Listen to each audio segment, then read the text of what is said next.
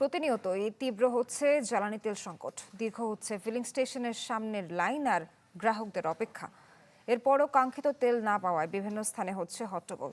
এদিকে অনিয়ম রোধে গেল ২৪ ঘন্টায় দেশ জুড়ে ২১৪টি মামলার পাশাপাশি জরিমানা করা হয়েছে প্রায় ১০ লাখ টাকা। নগদ নিয়ে এলো হার না মানা হার অফার। সর্বনিম্ন ১০,০০০ টাকা রেমিটেন্স নগদে পাঠালে থাকছে স্বর্ণের হার জেতার সুযোগ।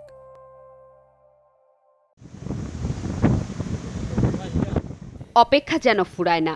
মিনিট পেরিয়ে ঘন্টা ছাড়িয়েছে ৩, ৪ কিংবা ৫-এর ঘর। রোদের উত্তাপ আর গরমের তীব্রতাকে সঙ্গী করে জ্বালানি তেল সংগ্রহে গ্রাহকের দীর্ঘ সারি, আর ভোগান্তি ছাপিয়ে গেছে সব সীমা। কাঙ্ক্ষিত তেল না মেলায় ক্ষোভে ফেটে পড়েছেন গ্রাহক, ঘটেছে হাতাহাতির ঘটনাও। অভিযোগ আছে ডিপো থেকে তেল সংগ্রহ করলেও গ্রাহককে দিচ্ছেন না ফুয়েল পাম্পগুলো। কয়েক ঘন্টা লাইনে থেকেও যা মিলছে তাতে দিন পেরুলেই ফের লাইনেই দাঁড়াতে হচ্ছে।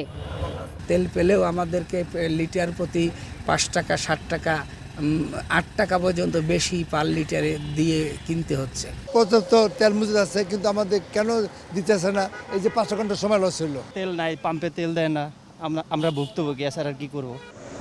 পাম্প কর্তৃপক্ষ বলছে সরবরাহ স্বাভাবিক থাকলেও আগের তুলনায় কয়েক গুণ বেড়েছে চাহিদা আর যানবাহনের সংখ্যা। তবে গ্রাহকরা বলছেন কয়েক ঘন্টা লাইনে অপেক্ষার পর ধারণ ক্ষমতার পুরোটাই নেয়ার চেষ্টা করছেন।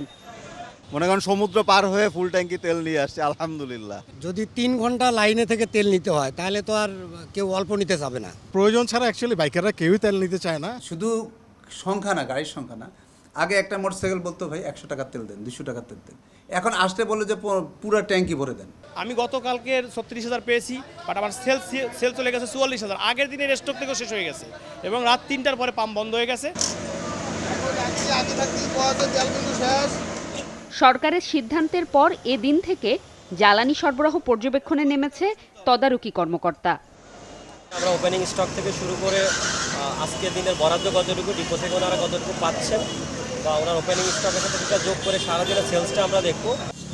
এদিকে দেশজুড়ে জ্বালানি অনিয়ম রোধে গেল ২৪ ঘন্টায় ভ্রাম্যমাণ আদালত ৩৮৬টি অভিযান চালিয়েছে।